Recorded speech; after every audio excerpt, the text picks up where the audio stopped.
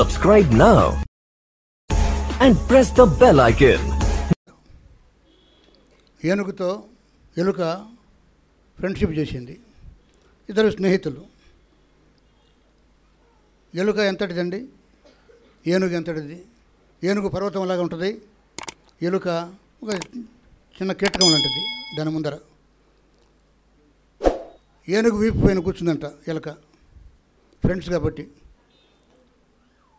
ఆ ఎలుక బరువు ఎంత ఉంటుంది, దానికి పెద్ద లెక్క కూడా లేదు.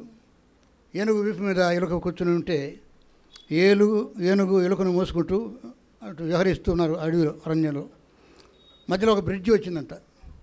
ఆ బ్రిడ్జి మీదుగా ఏనుగు వెళ్తూ ఉంటే బ్రిడ్జి ఊగుతూ ఉందంట, ఉనుగుతూ ఉందంట. ఆ బరువుకు, ఏనుగు బరువుకు బ్రిడ్జి ఊగుతూ ఉంటే ఎలుకంటుందంట, ఫ్రెండ్ ఏనుగు నా దెబ్బకు చూడు బ్రిడ్జి ఉనికిపోతుంది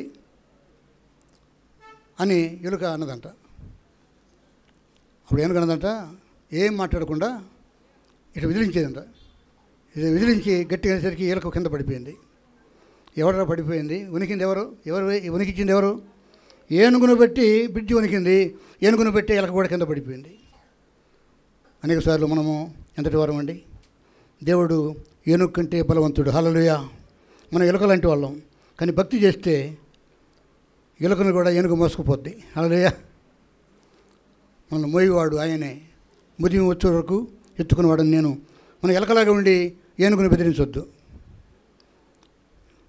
ఏనుగును బట్టి బ్రిడ్జి కదిలింది, ఉనికింది, కానీ ఎలకను బట్టి కాదు. మనం ఎలకలమైనా భక్తి చేస్తే ఏనుగు మన మాట వింటాడు, దేవుడు మన మాట వింటాడు. హల్లెలూయా. దేవుడు భక్తి మనకు కావాలి. మన ప్రార్థన విని మనకు సహాయం చేసే దేవుడు మన పక్షంగా ఉన్నాడు. మన స్తుతి అంగీకరించి మనల్ని కూడా మనకు విశ్వాసాన్ని ఘనపరిచేవాడు మనకున్నాడు. కాబట్టి మన ఈ లోక సంబంధమైన బలాన్ని దేవుని దగ్గర చూపించొద్దు. ఈ లోక సంబంధమైనటువంటి శక్తిని ఇక మేము కూడా బలవంతులమైనట్టుగా దేవుని దగ్గర ఆటలాడద్దు. దేవుని బలాన్ని, దేవుని శక్తిని మనము కొనియాడుదాం. ప్రభువా నీవు గొప్పవాడివి, నేను ఎంతటి వాడను, నరుడు ఏమాత్రపు వాడు.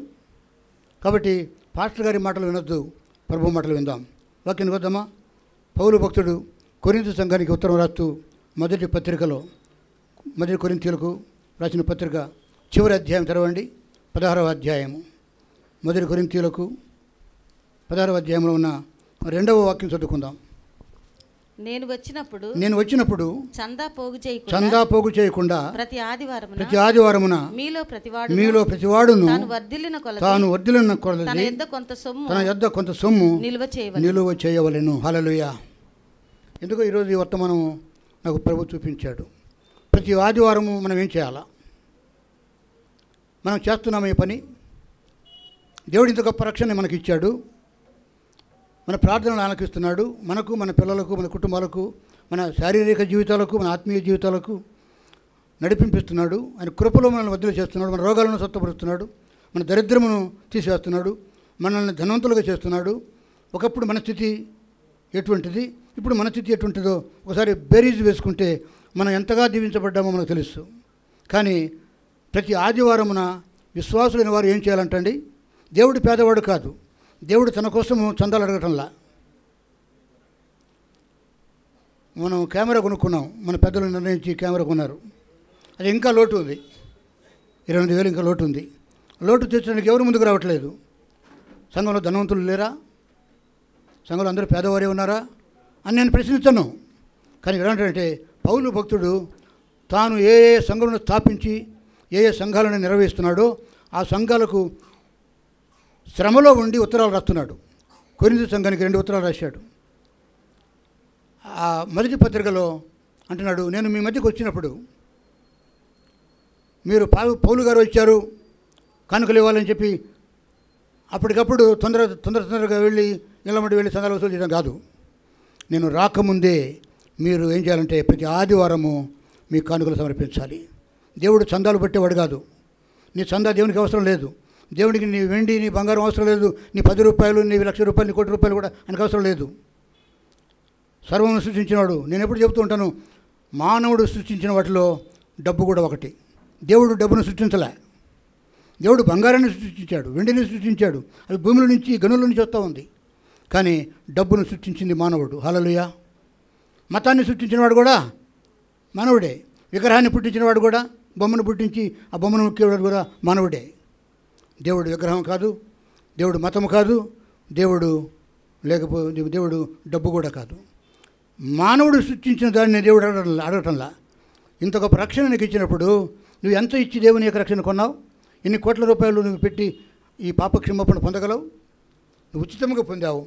ఉచితంగానే నువ్వు దేవుని విషయంలో నీ తోటి వారిని ప్రేమించాలి, పేదవారిని లేవనెత్తాలి. ఎందుకు పౌలు భక్తుడు ఆదివారం మీ కనుకలు పోగు చేసి ఉంచండి, నేను వచ్చినప్పుడు వాటిని తీసుకుని నేను ఎక్కడ పంపిస్తాను? పౌలు తినడానికి కాదు, యెరూషలేము సంఘంలో పేదవారు ఉన్నారు, ఆ పేదవారికి పంచిపెడతాను అన్నాడు. పేదవారికి పంచిపెట్టడానికి కానీ మనం ఇచ్చే కానుకలు అంటే అసలు కానుకల యొక్క ఉద్దేశం ఆది సంఘంలో నుంచి ఇప్పటి వరకు ఏంటంటే, సంఘంలో ఎవరైనా పేదవారు ఉంటే, ఈ సంఘంలో ధనవంతులు ఉండొచ్చు అందరూ, కానీ యెరూషలేము సంఘంలో పేదవారు ఉన్నారు, మీ దగ్గర తీసుకున్నటువంటి కానుకలను నేను ఎక్కడ పంపిస్తాను? యోగ్యులైన వారికి నేను పంచిపెడతాను అని. సంఘంలో ఎవరు పేదవారు ఉండకూడదు, దరిద్రులు ఉండకూడదు. కాబట్టి ధనవంతులు ఇచ్చే కానుకలను నేనేం చేస్తాను? పేదవారికి నేను పంచిపెడతాను. కాబట్టి నేను వచ్చినప్పుడు తొందరపడి పౌలు గారు వచ్చారని చెప్పి గడిపిడి గందరగోళం చేసుకుని ఇళ్ళమ్మడి పడి చందాలు వసూలు చేయొద్దు.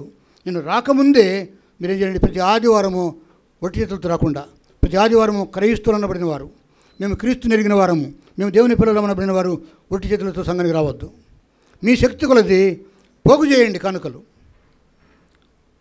ఆ మధ్య ఎవరితో నేను మాట్లాడుతున్నాను, సంఘానికి బ్యాంక్ అకౌంట్ లేదు.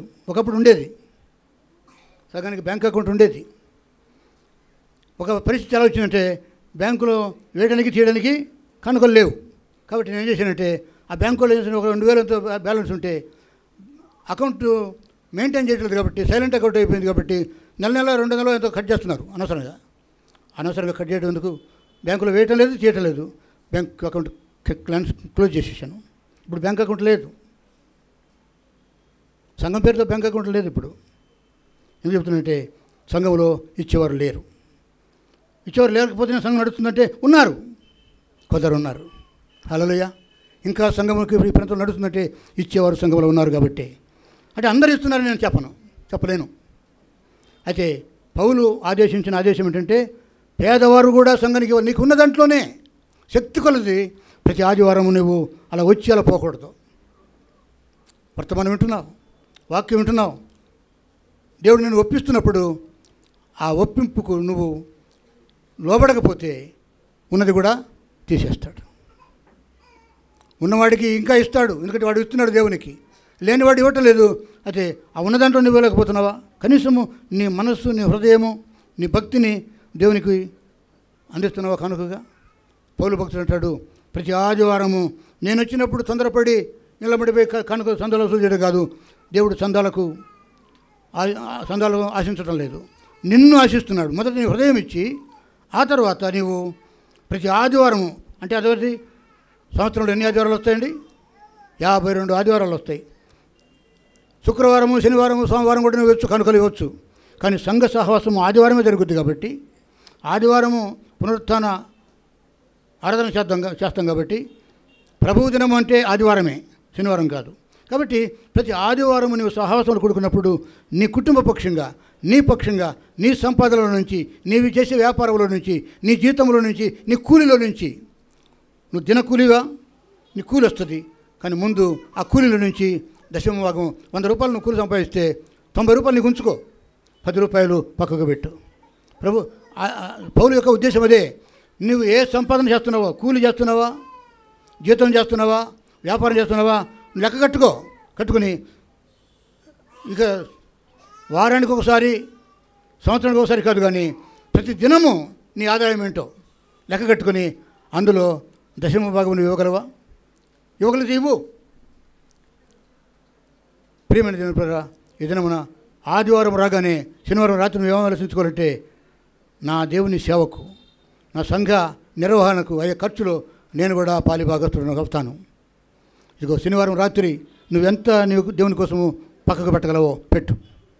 పౌలు భక్తుడు ఆనాడు సంఘానికి ఆదేశించాడు. పెద్దవాడు, వృద్ధాప్యంలో ఉన్నాడు, అనేక సంఘాలు స్థాపించి గొప్ప సేవ చేశాడు. తన ఆస్తి అంతా పోగొట్టుకుని దేవుని కోసము సమస్త పెంటగా ఎంచుకొని క్రీస్తును సంపాదించుకున్నాడు. పౌలు భక్తుడు పేదవాడు కాదు, ధనవంతుడు. కానీ తన ధనమంతా తన వ్యాపారం కూర్చున్నంతా దేవునికే ఖర్చు పెట్టాడు, తనకు ప్రాణం కూడా ఇచ్చాడు. అదే పౌలు అంటాడు, సంఘమా, ప్రతి ఆదివారము మీరు చందాలు కానుకలు ప్రోగు చేయండి. అప్పటికప్పుడు చేసే వెంటబడి తిరగటం కాదు. దేవుడు మీ చందాల మీద ఆధారపడి తన సంఘాన్ని నడిపించట్లేదు. ఆయన ఎలాగైనా నడిపించగలడు. ఎప్పుడు ఏమి డబ్బులు కానుకలు లేనప్పుడు కూడా సంఘం నడిచింది. హల్లెలూయా. నేను ఎవరిని అడగలేదు. ఏ ఇంటికి వెళ్ళి చందాలు లేవు కనుకలు లేవు అని చెప్పి నేను ఎవరిని బలవంతం చేయలేదు. ఏ ఇంటికి నేను వెళ్ళి అడుక్కోలేదు. ప్రభు చెప్పాడు, నువ్వు ఎవరిని అడగొద్దు, నా సంఘాన్ని నేను నిర్వహించుకుంటాను. నా మట్టుకైతే నాకు గుర్తులేదు, ఎవరిని నేను అడుక్కున్నట్టుగా నాకు గుర్తులేదు. అయితే ఒకసారి ఒక సందర్భంలో ఒక కుటుంబం వారు నా ఇంటికి వచ్చారు. వచ్చి, అంకుల్ ఒక 1500 ఉంటే ఇవ్వండి అన్నాడు. నేను మీకు ఇవ్వటం ఏంటి?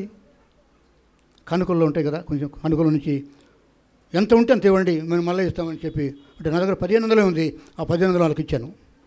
ఆ తర్వాత ఎప్పుడో కొంతకాలానికి ఇచ్చి తిరిగి ఇచ్చేసారు, వేరే విషయం. దేవుని దగ్గర అప్పు చేయటము ఎంతవరకు నిజమో, ఎంతవరకు అది మంచి కార్యమో గమనించండి. ఏదైనా నాకు గుర్తుకొస్తుంది, ఆ విషయం గుర్తుకొస్తుంది కాబట్టి ఆ జరిగిన సంగతి మీకు చెబుతున్నా. దేవుడు అన్ని దీవించారు. ఇప్పుడు ఆ కుటుంబాన్ని దేవుడు దీవించాడు.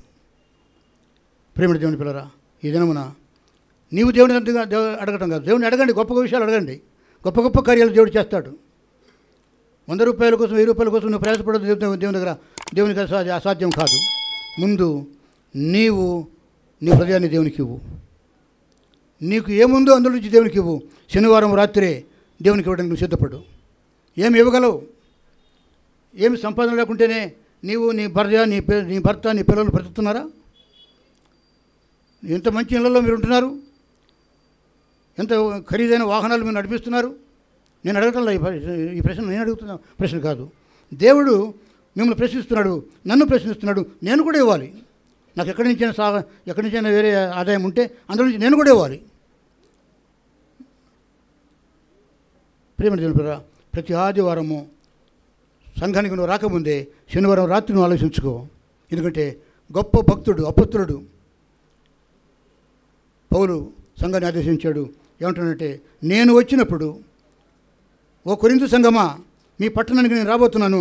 నేను వచ్చినప్పుడు చందా పోగు చేయకుండా, అంటే నేను వచ్చినప్పుడే నన్ను చూసి చందాలు వసూలు చేయకుండా మీరేం చేయండి, మీరు ప్రతి ఆదివారమున మీలో ప్రతి వాడును వర్ధిల్లిన కొలది తన యొద్ద కొంత సొమ్ము నిల్వ చేయాలి. మీరు అప్పు చేసి దేవునికి ఇవ్వద్దు, వాడిని విని అడిగి అప్పు ఇవ్వద్దు. ఒకసారి పాటిగడలో చెప్పే ఉంటాను ఈ సంగతి. ఒక సహోదరి నన్ను ఇంటికి రమ్మన్నది. పాటిగడలో నేను ఉన్నప్పుడు, పాటిగారికి ఒకసారి మా ఇంటికి వచ్చి ప్రార్థన చేయండి అంటే నేను వెళ్ళాను. వెళ్ళిన తర్వాత ఆ సిస్టరు కూర్చోబెట్టి కొన్ని మాటలు చెప్పి, ఏం లేదండి, నా దగ్గర డబ్బులు అయిపోయింది, నాకు జీతం రాలేదు. ఆమె గవర్నమెంట్ ఉద్యోగం చేసేది. అయితే నేను సతీష్ గారికి 10,000 ఒప్పుకున్నాను. ఏమండి, సతీష్ గారి సంఘానికి ఆయన మెమెంటో ఇస్తాడు, 10,000 ఒప్పుకున్నాను. కాబట్టి నా దగ్గర డబ్బు లేదు. బెంగళూరులో మా బంధువులు ఉన్నారు, వాళ్ళ దగ్గర నేను 1,00,000 రూపాయలు అప్పు తీసుకున్నాను. తీసుకుని 10,000 సతీష్ గారికి ఇస్తున్నాను. అంటే నేనేమనుకోవాలా, 10,000 సతీష్ గారికి ఇస్తున్నట్టే నా సంఘస్థురాలు, నా సంఘానికి వస్తుంది.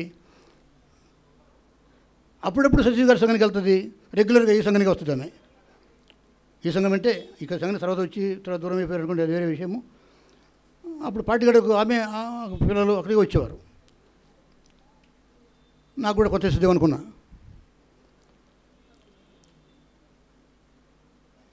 ఇవ్వలేదు, ప్రార్థన చేసి వెళ్ళిపోయా. తర్వాత కొడుకు ఉద్యోగం వచ్చింది పోలీస్ డిపార్ట్మెంట్లో. మొదటి జీతము తీసుకొచ్చి దేవునికి ఇచ్చింది. హల్లెలూయా. నేను ఊహించలేదు, అనుకోలేదు. నేను ఎవరి దగ్గర ఎక్స్పెక్ట్ చేయనండి. నా మట్టుకు నేను సేవ చేస్తున్నాను. దేవుడు ఎవరిని ఎంతగా నడిపిస్తాడో వారంతా దాన్ని నాకు కాదు, పాస్టర్ గారి కోసం కాదు. పాస్టర్ గారిని దేవుడు పోషిస్తాడు. కానీ ఆదివారమున పౌలు భక్తుడు చెప్పినట్టుగా నేను వచ్చినప్పుడు మీరు తొందరగా ఆ పని చేసి ఆ ఇంటికి వెళ్ళి చందాలు వసూలు చేయకుండా, నేను వచ్చినా రాకున్నా ప్రతి ఆదివారము మీరు దేవునికి మీ శక్తి కొలది, మీరు వద్దిలను కొలది దేవుడు మిమ్మల్ని దీవిస్తేనే ఇవ్వండి. దేవుడు మీకు ఇవ్వకపోతే మీరు ఇవ్వద్దు. దేవుడు వారమంతా ఏమి ఇవ్వలేదా మీకు? నెలంతా దేవుడు ఏం మీకు ఇవ్వలేదా? మీ వ్యాపారం నష్టం వచ్చిందా? నీ ఎర్నింగ్స్ జీరోనా? దేవునికి ఇవ్వద్దు. కానీ దేవుడు నీకు ఇస్తే 10 రూపాయలు ఇస్తే 1 రూపాయి దేవునికి ఇవ్వండి. అలా అందరూ ఇవ్వగలిగితే సంఘము పేద సంఘముగా ఉండదండి. అయ్యో డబ్బులు లేవని చెప్పి అనడానికి ఇటువంటి అవకాశము ఇక ఉండదు. ఎందుకంటే సంఘము దేవునిది. దేవుడు పేదవాడు కాదు, ధనవంతుడు. పౌలు భక్తుడు అంటాడు, మిమ్మల్ని ధనవంతులకు చేయుటకు ఆయన దరిద్రుడయ్యాడు. యేసుక్రీస్తునికి సొంత ఇల్లు లేదు. ఆయన చనిపోయేదాకా అంటే అదే ఇంట్లోనే ఉన్నాడు. సొంత గాడిద లేదు, సొంత పడవ లేదు, సొంత గృహం లేదు. లేక ఆయనకు వారు ఉండేది ఒక అంగీ, ఒకవేళ జత అంగీలు ఉన్నాయేమో ఆయనకు. ఆయన దరిద్రం అనుభవించాడు.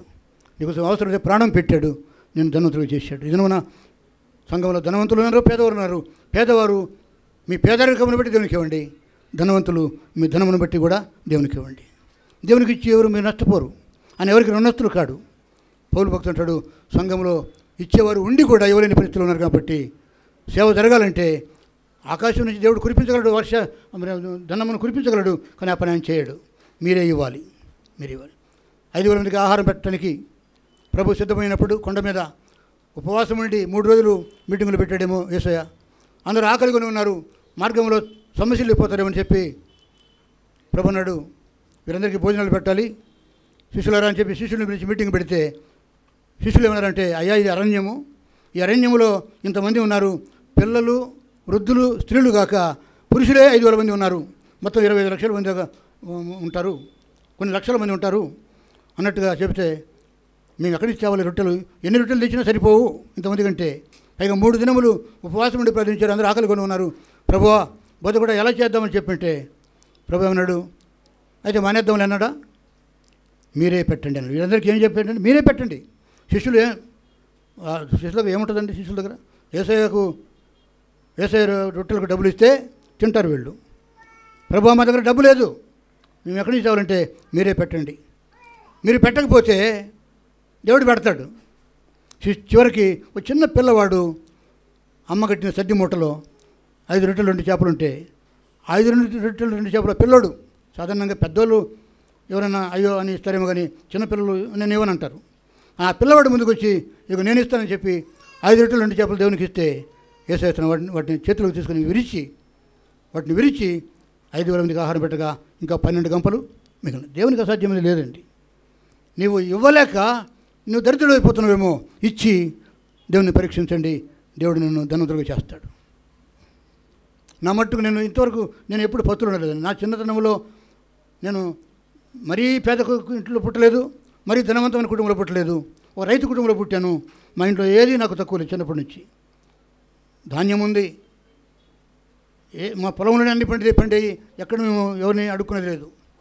సేవకు వచ్చిన తర్వాత కూడా నేను శ్రమలు పడ్డానేమో, కానీ నేను ఇప్పుడు పత్తులు లేను. నేను పోషించాడు. ఇప్పటికీ ఈనాటికి కూడా నా ఇంట్లో పేద ధనము వెండి బంగారాలు లేకపోవచ్చు, కానీ తిండికి వస్త్రానికి దేవుడు నాకు తక్కువ చేయలేదు. ఎందుకంటే ఆయనపై ఆధారపడి సేవ చేస్తున్నాడు కనుక ఆయనను కాపాడుతూ పోషిస్తున్నాడు. నా పిల్లలను పోషిస్తూ, నా కుటుంబాన్ని పోషిస్తూ, మా ప్రార్థనల ద్వారా మీకు, మీ ప్రార్థన ద్వారా మాకు కృప చూపిస్తూ ఉన్నాడు. మనము దేవుని కంటే ధనానికి ఎక్కువ ప్రాధాన్యత ఇచ్చి మనం నష్టపోతున్నామేమో. పౌలు భక్తుడు అంటాడు, ప్రతి ఆదివారమున మీరు సంఘానికి వచ్చినప్పుడు మీరు ఊరకనే ఉట్టి చేతులతో రావద్దు. దేవుని కోసం మీరు దేవుని సేవ నిమిత్తం ఏమి చేయగలరు? దేవుడు మన దగ్గర అడుక్కోవట్లేదు. ప్రేమించి ప్రాణం పెట్టిన దేవునికి ఆయన సేవ నిమిత్తం నువ్వేమి చేయగలవు? ఒక కుటుంబము నా అకౌంట్ నెంబర్ తీసుకొని దశమ భాగం నాకు పంపిస్తారు. నేను భయంతో ఆ యొక్క కానుకను నేను వినియోగిస్తూ ఉన్నా. ఒక కుటుంబమే, అందరూ నా అకౌంట్ నేను ఎవరికి చెప్పను, అడిగి తెలుసుకుంటేనే ఇస్తాను. నమ్మిన వారే ఇస్తారు. పాస్టర్ గారు దేవుని కానుకను వ్యర్థం చేయరని చెప్పిన వారే పంపిస్తారు. లేకపోతే మీ కానుకలు పెట్టలు వేస్తారు. నమ్మకంగా నేను లెక్క రాస్తున్నాను. నమ్మకంగా ఇక్కడ కూడా ఒక పుస్తకం పెట్టాను, ప్రభువే సాక్షి. పౌలు భక్తుడు అంటాడు, మీరు ఆదివారమున దేవుని దగ్గర వ్యర్థముగా ఒట్టి చేతులతో వచ్చిపోవద్దు. నేను వచ్చినా రాకున్నా దేవుని మీ ఎదుట పెట్టుకుని మీ కానుకలను పోగు చేయండి. నేను వచ్చినప్పుడు వాటిని తీసుకుని నేను యెరూషలేములో సంఘంలో పేదవాళ్ళు ఉన్నారు, అక్కడికి పంపిస్తాను. నేను తినడానికి కాదు, నన్ను దాచుకోవడానికి కాదు, సంఘక్షేమ నిమిత్తమై సేవ ఇంకా అభివృద్ధి కావడానికి, ఇంకా సువార్త ప్రకటించబడడానికి పంపండి. ఈరోజు మన వర్తమానం యొక్క అంశం ఈరోజు కాకపోతే, ఇది ముగింపు కాకపోతే వచ్చే వారం కూడా కొనసాగించుకోవచ్చు, సమస్య లేదు. ఈరోజున మన వర్తమానానికి అంశం ఏంటంటే వర్ధిల్లటం. మన అంశం ఏంటంటే అభివృద్ధి చెందటం, దేవుల్లో అభివృద్ధి. అన్యులు ఉన్నారండి, విగ్రహారాధికులు ఉన్నారు, వేరే మతస్థులు ఉన్నారు. వారు అంటారు మా దేవతలను మమ్మల్ని ఆశ్రయిస్తున్నారు, మనం అక్కడికి పోతే మా దేవుడు మమ్మల్ని మా పూజలు మా నైవేద్యాలు అంగీకరించి మమ్మల్ని ధనవంతులు చేస్తున్నామని నమ్ముతారు. అయితే మనం ఎరిగిన సత్యం వేరు. మన దేవుడు మనల్ని ఊరకనే విడిచిపెట్టాడు. విడువను ఎడబాయను అన్నాడు. నువ్వు నమ్మితే, నువ్వు దేవునికి నీ హృదయం ఇవ్వగలిగితే దేవుడు నీకు ఇస్తాడు. నేనే దానికి సాక్ష్యం. నేను కోటీశ్వరుని కాదు, కానీ నన్ను దేవుడు దీవించాడు. హల్లెలూయా. నన్ను దీవించిన దేవుడు మిమ్మల్ని దీవించడా? దీవిస్తాడు. నేను ఎంతటి వాడనండి? కేవలం ఆయన సేవకుడిని. మీరు వ్యాపారాలు చేస్తారు, ఉద్యోగాలు చేస్తారు, సంపాదిస్తారు. ప్రేమ దేవుని ప్రకారం ఇది ఒకరినొకరు పోల్చుకోవడం కోసం కాదు, కానీ మీరు వర్ధిల్లని కొలది. పౌలు అంటాడు, మీకు ఏమి లేనప్పుడు మీరు దేవునికి ఇవ్వలేరు, కానీ దేవుడు మిమ్మల్ని వర్ధిల్ల చేస్తున్నాడు. మీరు వర్ధిల్లని కొలది. మీరు ఎంతగా దేవుడు మిమ్మల్ని అభివృద్ధి పరుస్తున్నాడో, ఎంతగా దేవుడు మిమ్మల్ని వర్ధిల్ల చేస్తున్నాడో అందులో నుంచే ఇవ్వండి. అప్పు చేసి నాకు ఇవ్వమని చెప్పట్లేదు. నీకున్న దానిలో నుంచే దేవునికి ఇవ్వు. దయచేసి మొదటి కొరింథీయులకు, క్షమించండి, మొదటి తెస్సలోనికే సంఘానికి పౌలు భక్తుడు ఉత్తరం రాస్తూ మొదటి తెస్సలోనికేలకు చూడండి ఒకసారి. మొదటి తెస్సలోనికేలకు 3వ అధ్యాయము 13వ వాక్యంలో పౌలు భక్తుడు ఆ సంఘానికి ఏమో చెప్తున్నాడంట. 3వ అధ్యాయం 13వ వాక్యము.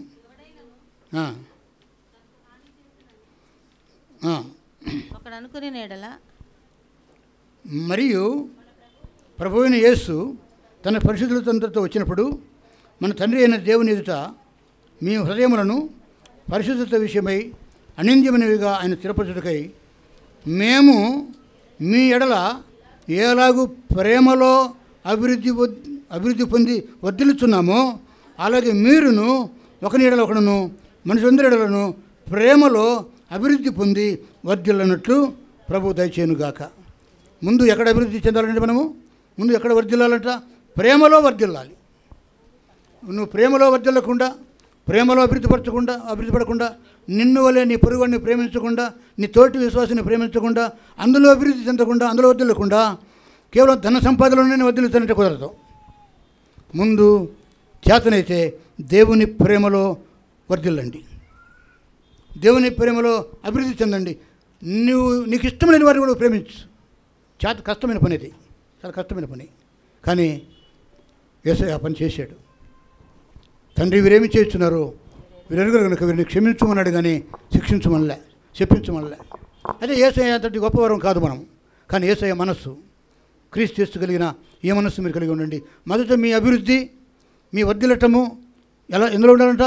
ప్రేమలో ఉండాలి. ప్రేమ లేకుండా నువ్వు ఎంత చేసినా ప్రయోజనం లేదు. నువ్వు దేవుని ప్రేమించి దేవుని కోసం ఏదైనా చేయగలవు. ఒక మనిషిని ప్రేమిస్తే మనిషి కోసం ఏమైనా చేయగలవు. ప్రేమ దేవుని పిల్లరా, మనము ఎలాగూ ప్రేమలో అభివృద్ధి పొంది వర్ధిల్లుతున్నామో అలాగే మీరును, పౌలు అంటాడు, మేము వర్ధిల్లుతున్నాం ప్రేమలో. మేము ప్రేమించి అన్యులకు కూడా స్వార్థపడిస్తున్నాం. ప్రేమించి మాకు నష్టం కలిగించిన వారు కూడా మేము ప్రేమిస్తున్నాం. మీరు కూడా ప్రేమలో వర్ధిల్లండి, ప్రేమలో అభివృద్ధి చెంది. ఎప్పుడైతే ప్రేమలో వర్ధిల్లుతావో, ప్రేమలో అభివృద్ధి చెందుతావో, దేవుడు అన్ని విషయంలో కూడా నిన్ను వర్ధిల్ల చేస్తాడు. దేవుని ప్రేమ నీలో లేకపోతే, దేవుని ప్రేమలో నీవు వర్ధిల్లకపోతే, దేవుని ప్రేమలో నువ్వు అభివృద్ధి చెందకపోతే నీకు అభివృద్ధి లేదు. ఒకవేళ నువ్వు కష్టపడి మోసం చేసి అబద్ధములాడి ఆ విధంగా ఈ విధంగా రాత్రి వాళ్ళు ప్రయాసపడి సంపాదిస్తావేమో, కానీ దేవుని ద్వారా వచ్చే సంపాదన అది నిత్యం ఉంటుంది. నువ్వు మోసం చేసి కోట్లు సంపాదించినా దేవుడు ఇచ్చేది శాశ్వతంగా ఉంటుంది. నీ ఇంత నువ్వు సంపాదించుకునేది అది ఈరోజు వస్తుంది, రేపు పోద్ది. అది ఎలా వస్తుందో ఎలా పోద్దో నీకు తెలియదు. దేవుడే నీకు ఇచ్చిన దానికి ఉన్న తృప్తి, సంతృప్తి అది వేరే.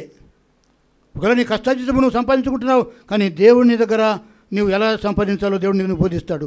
మోసము చేయకుండా, దౌర్జన్యం చేయకుండా, అబద్ధములు ఆడకుండా. నువ్వు సంపాదించగలవా? ఆ సంపాదన స్థిరముగా ఉంటుంది. ముందు ప్రేమలో వర్ధిల్లండి, తర్వాత ప్రేమలోనే అభివృద్ధి చెందండి. దేవుడు మిమ్మల్ని అభివృద్ధి పరుస్తాడు. దయచేసి ఆదికాండము 1వ అధ్యాయము 28వ వచనం చూడండి. ఆదికాండం 1వ అధ్యాయము 28వ వచనంలో ఏం రాయించాడు వాక్యం అక్కడ? దేవుడు వారిని ఆశీర్వదించి ఎట్లనగా మీరు ఫలించి అభివృద్ధి పొంది విస్తరించి భూమిని నిండించి దానిని లోపర్చుకుని వారితో చెప్పాను. హల్లెలూయా. ఎవరండి వీళ్ళు? ఆది దంపతులు. యెహోవా దేవుడు ఆది పురుషుణ్ణి ఆది స్త్రీని నిర్మించి పుట్టించి వారిని నియమించి వారికి ఏదైనా తోటను బహుమానంగా ఇచ్చి వారిని భార్యాభర్తలుగా నియమించి మీరు ఏం చేయండి? ఫలించి అభివృద్ధి పొంది భూమిని నిండించి దాన్ని లోపరుచుకోండి అన్నాడు. ఎంత ఆశీర్వాదం ఉందండి అక్కడ. మరి నిజంగా ఆదాము అభివృద్ధి చెందాడా? ఆదాము కుటుంబం అభివృద్ధి చెందిందా? వారు పాపము చేయక మునిపే దేవుడు ఈ ఆశీర్వాదం ఇచ్చాడు. ఇది ఒక ఆజ్ఞ. మీరేం చేయండి? ఫలించండి, అభివృద్ధి పొందండి, భూమిని నింపండి, భూమిని లోపరుచుకోండి, ఇదంతా మీకే అని దేవుడు గొప్ప బహుమానం ఇస్తే ఆదాము హవ్వలు సాతాను చేత ప్రేరించబడి అబద్ధాన్ని నమ్మి ఆజ్ఞాతిక్రమం చేసి దేవుడి యొక్క మహిమను పోగొట్టుకున్నారు. ఎంత గొప్ప సహవాసాన్ని ఆదాము హవ్వలు దేవునితో అనుభవించారు.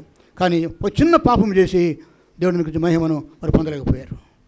అందుకనే ఆదాముకు దేవుడు వాగ్దానం ఇచ్చాడు, కానీ కొంత మట్టిగా వారు అనుభవించారు. పూర్తి ఆశీర్వాదం వారు అనుభవించలేదు, పూర్తి ఫలింపు వారు పొందలేదు.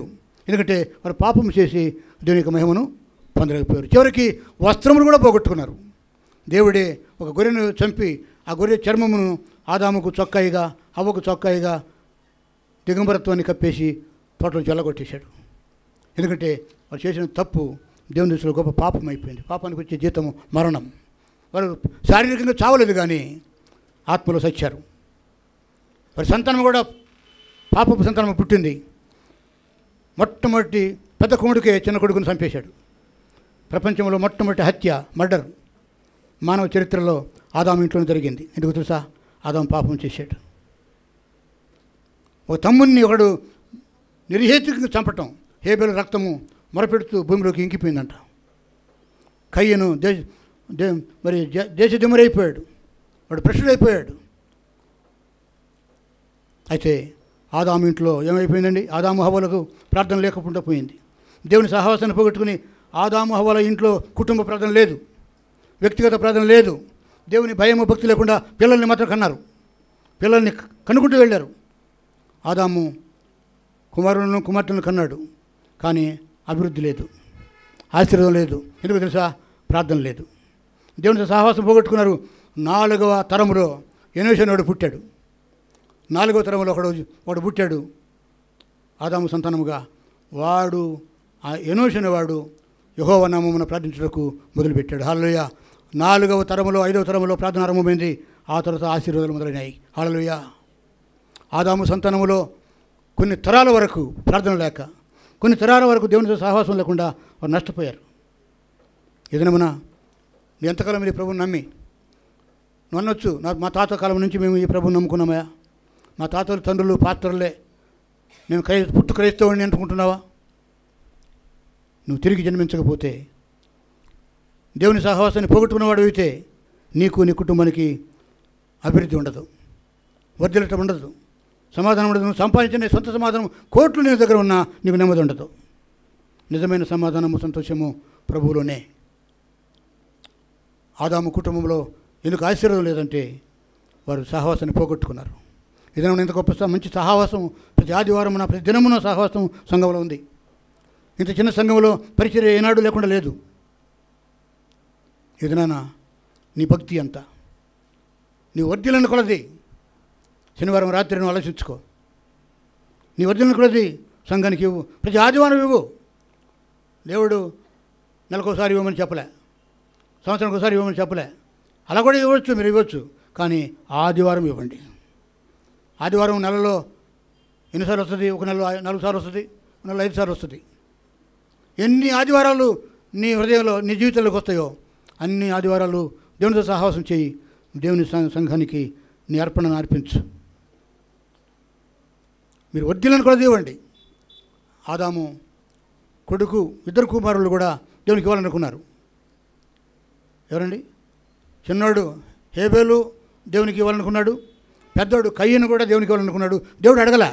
దేవుడు ఎప్పుడు కూడా మన బలులు అడగడు, అర్పణ అడుగు, మనమే ఇవ్వాలి. ఆలోచన పుట్టింది వాళ్ళకి. కానీ హేబేలేమో గొర్రెల కాపరి కాబట్టి మంచి కొవ్విన దూడను, కొవ్విన పొట్టేలను దేవుని సమర్పించాడు. దేవుడికి అది ఇష్టమైంది. కయ్యను రైతు కాబట్టి పండిన మంచి పంటను దేవునికి ఇచ్చాడు. కయ్యను దేవునికి ఇష్టం కాలేదు. దానికి అంటే నా అర్పణను దేవుడు అంగీకరించలేదు, నీ అర్పణను దేవుడు అంగీకరించాడని చెప్పి వ్యసనముతోటి బండతో మోది తమ్ముని చంపేశాడు. దేవుని శాపము కయ్యను మీదకి వచ్చింది. దేవుడు మన కానుకలను డిమాండ్ చేయడండి. నువ్వే ఇవ్వాలి దేవునికి. నేను పశువుల రక్తం తాగుతానా? పొట్టేల రక్తం నాకెందుకు? కోడెల రక్తం నాకెందుకు? విరిగిన నలిగిన హృదయము, మనస్సు దేవునికి ఇష్టమైన బలులు. హల్లెలూయా. ప్రియమైన దేవుని పిల్లరా, నీ వర్ధిల్లను కొలది దేవునికి ఇవ్వటము నీకు మంచిది. అబ్రహామును దేవుడు దీవించాడండి. ఎలా దీవించాడంటే, అబ్రహాం ఒకప్పుడు పేదోడు, విగ్రహాలను బొమ్మలు చేసి బొమ్మలు అమ్ముకుని బతికేవాడు. కల్దీయ దేశం నుంచి వచ్చినాడు. అబ్రహాం ఊరి పేరు ఊరు అంటే మంటలు. వాళ్ళ భాషలో ఊరు అనే మాటకు మంటలని అర్థం. అక్కడ దరిద్రం తాండవిస్తూ ఉంది.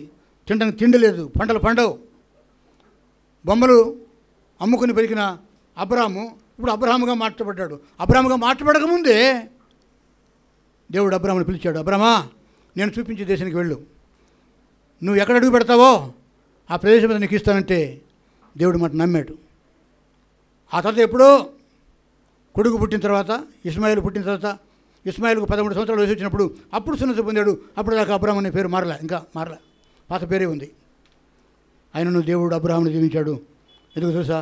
అబ్రహాం ఎక్కడెక్కడికి వెళ్ళాడో అక్కడల్లా గుడారం వేశాడు, బలిపీఠం కట్టాడు. హల్లెలూయా. ఏ దేవుడైతే అతను పిలిచాడో అక్కడ బలిపీఠం కట్టాడు. బలిపీఠం కట్టకుండా ఎక్కడ టెంట్ వేయలేదు అతను. గుడారం వేయకముందు దేవునికి బలిపీఠం కట్టాడు.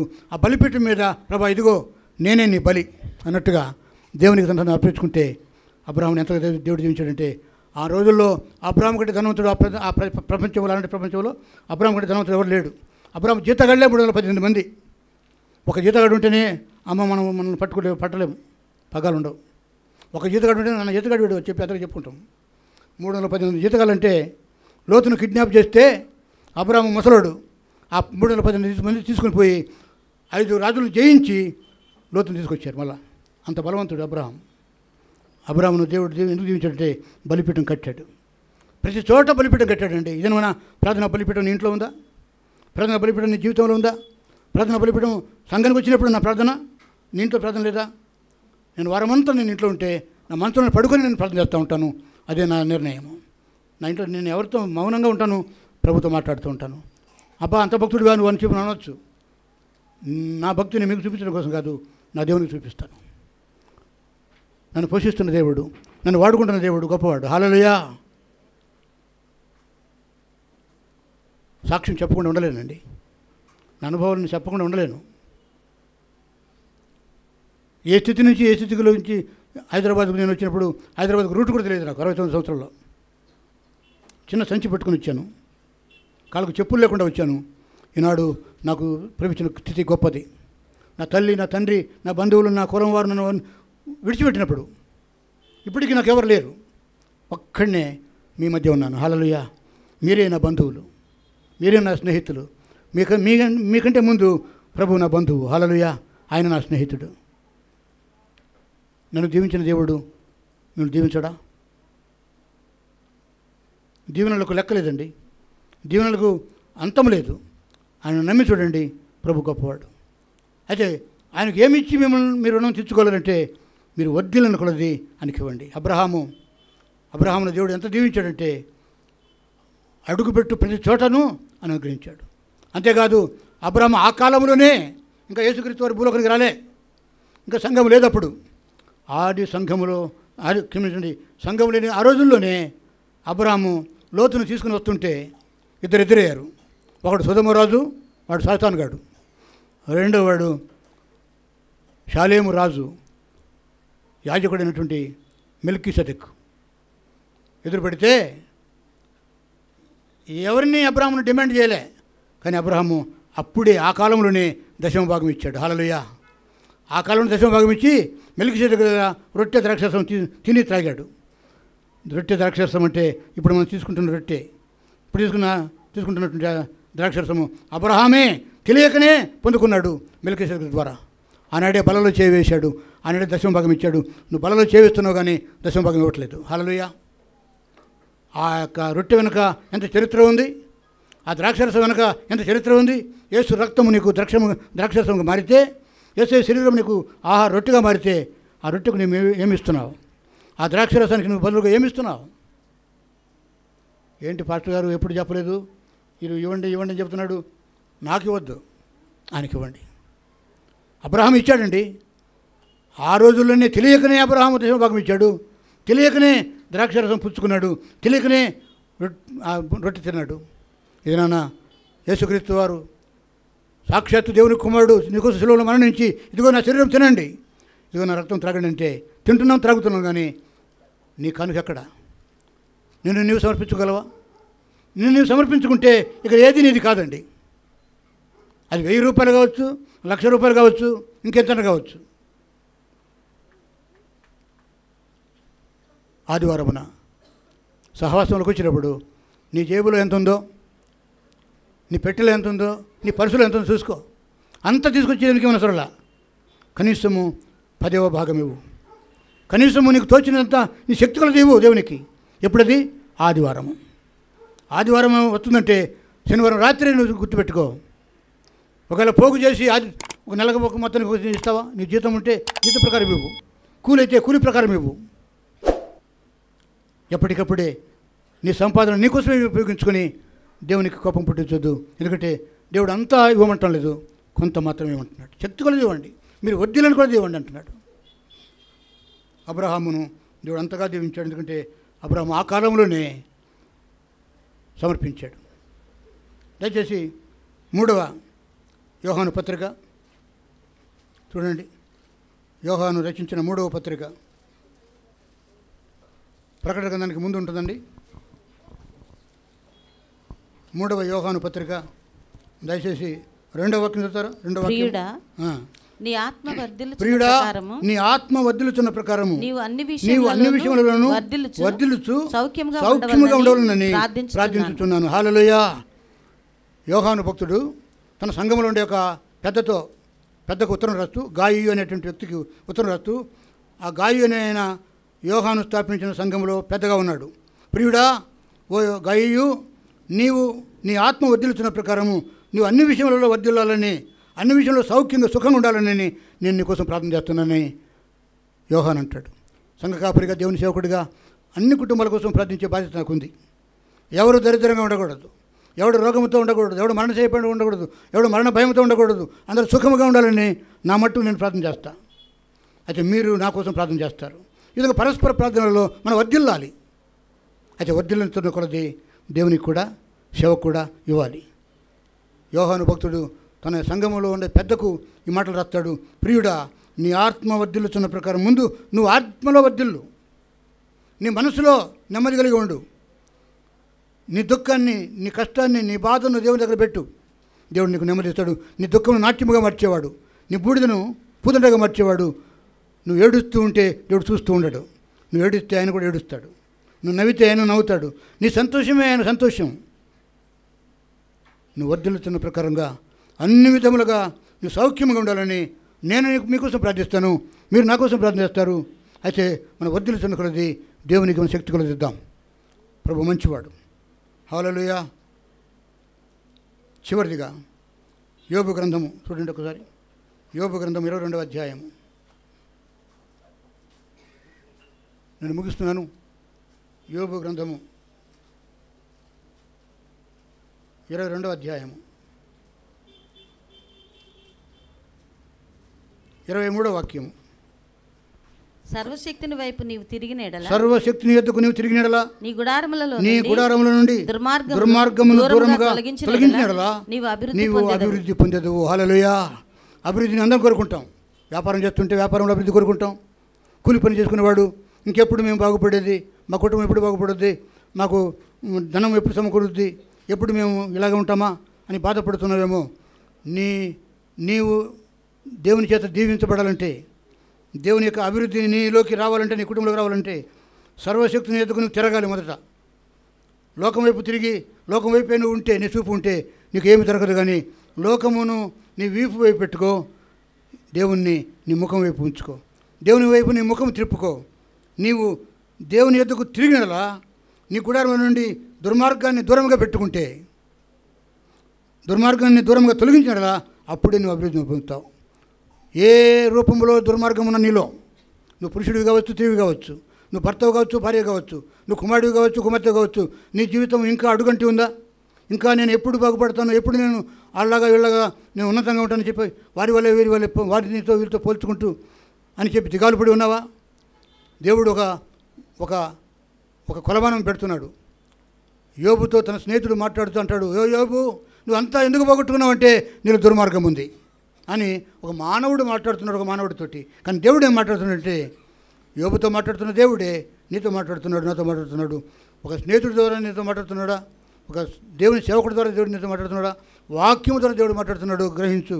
దేవుడు అంటున్నాడు, ఇది ఆత్మ ద్వారా రాయబడిన మాట కాబట్టి ఆయన మాటలను నీ హృదయంలో ఉంచుకునుము, ఆయన నోటి ఉపదేశమును అవలంబించుము. నీ గుడారముల నుండి దుర్మార్గమును ఏ రూపంలో ఉన్నా కూడా దుర్మార్గాన్ని తొలగించుకుని నువ్వేమి చేయి? అభివృద్ధి పొందుతావు. అది నీకు అభివృద్ధి కావాలనుకుంటున్నావా? నువ్వు వర్ధిల్లాలని చూస్తున్నావా? నువ్వు చిన్న ఉద్యోగం చేసినా, చిన్న కూలి పని చేసినా, పెద్ద వ్యాపారం చేసినా, చిన్న వ్యాపారం చేసినా, దేవుడు నీకు నెమ్మది ఇవ్వాలంటే, ఉన్నదంతా తృప్తిపడి ఉండాలంటే, లేక గొప్ప సంపాదన నీ చేతులకు రావాలంటే నువ్వు కొన్ని తొలగించుకోవాలి. నీ గుడారం నుండి దుర్మార్గాన్ని దూరంగా పెట్టకముందు నువ్వు ఆయన వైపు తిరగాలి. నువ్వు ఎక్కడో కొండవైపు, దావీదు భక్తుడు అంటాడు, కొండల తట్టు నాకు కళ్ళెత్తున్నాను, నాకు సహాయము ఎక్కడి నుండి వచ్చును? యెహోవా వలననే నాకు సహాయం కలుగును. దావీదు దేవుని వైపు చూసి గొర్రెలు కాసుకునేవాడు రాజై కూర్చున్నాడు. యోసేపు అన్నల చేత అమ్మబడి ముందు చంపేద్దాం అనుకున్నారు.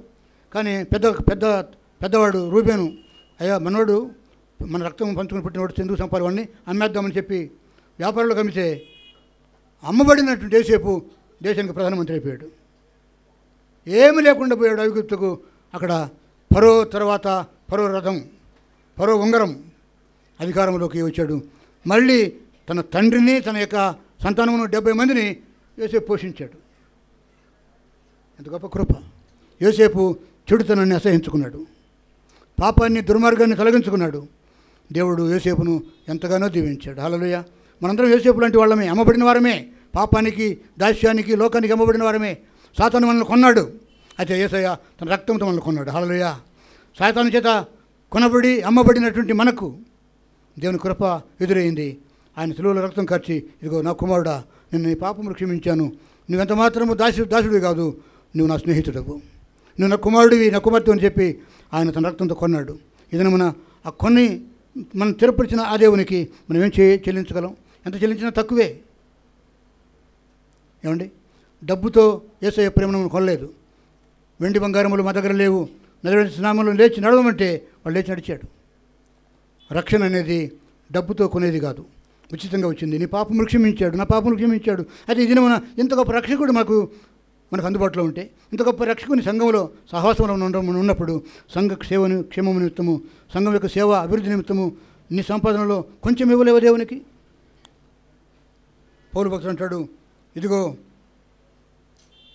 నేను వచ్చినప్పుడు చందా పోగు చేయకుండా, తొందరపడకుండా, నేను వచ్చినప్పుడు నన్ను చూసి చందాలు వసూలు చేయకుండా, ప్రతి ఆదివారమున నేను రాకున్నా నేను వచ్చే వరకు కూడా మీలో ప్రతివాడును తను వద్దులను కొలది ప్రతి ఆదివారమున కొంత సొమ్ము నిలువ చేయవలను.